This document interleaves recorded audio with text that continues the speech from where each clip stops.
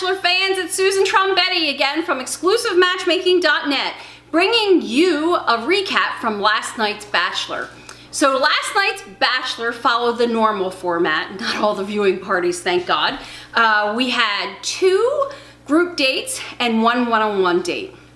Most interesting to note is that it appears we have 2 villains in the making. Both Catherine, who seems to have toned it down a bit this week, and Demi are coming across as the villain. Could it be that we possibly have 2 villains? Absolutely. What's better than 1 villain but 2 villains? I'm gonna go out on a limb once again. I still have Cassie for my favorite. It's actually, the way I see it, Cassie is gonna win it.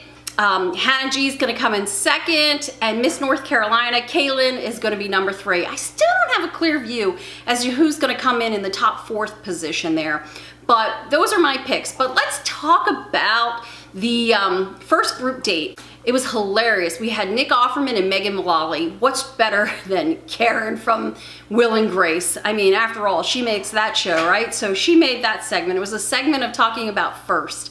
It was cute, a little bit of public speaking. Elyce came off as very flirty, and she got the rose from the first group date. So that was cute. The second group date was off at an overnight camp, and it was kind of like picnicky games that the girls played, the yellow team versus the red team, and whoever won got to spend the night there with Colton. Heather received the rose from that group date. And it was interesting to note that Cassie was very selfless, which is why I know Colton's gonna love her. And she taught Heather how to get ahead. So she said, I want you to reveal that you've never had a kiss and everything. And that's gonna make you stand out from the rest of the girls. So, I mean, I love Cassie, and that's just one more reason that I love her. The first one-on-one date was with, I guess, Miss Alabama, the other Hannah. That didn't go so well, but Colton being Colton, he did give her the rose. I don't think she deserved it. I think she should have been sent home.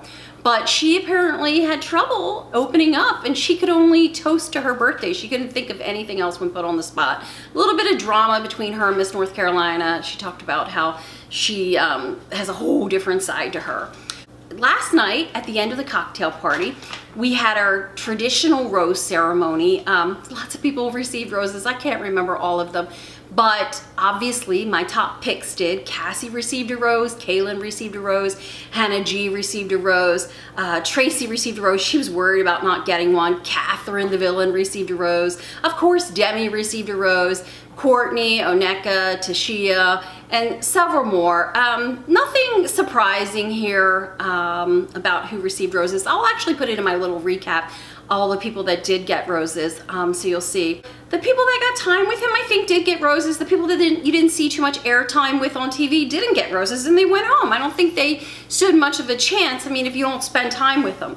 As a matchmaker and relationship expert, my biggest advice of the night is be like Elyce. When you're on a date, whether it's a group date or one-on-one, you need to be flirty and positive, and that's just definitely how she was last night. Always you want to be like Cassie, not out to cut somebody's throat, always out to be kind and caring and help someone, because that shines through. You don't want to be like Hannah, Miss Alabama, on a date. Nothing to talk about. I know a lot of us get tongue-tied, but you know, you got to think of something to talk about on a date, and just smiling and having a drink isn't good enough for a date. So you don't want to be like Hannah. Once again, it's Susan Trombetti from exclusivematchmaking.net, and you can find me dishing on dating advice on Monday nights, live tweeting during The Bachelor. Have a great week.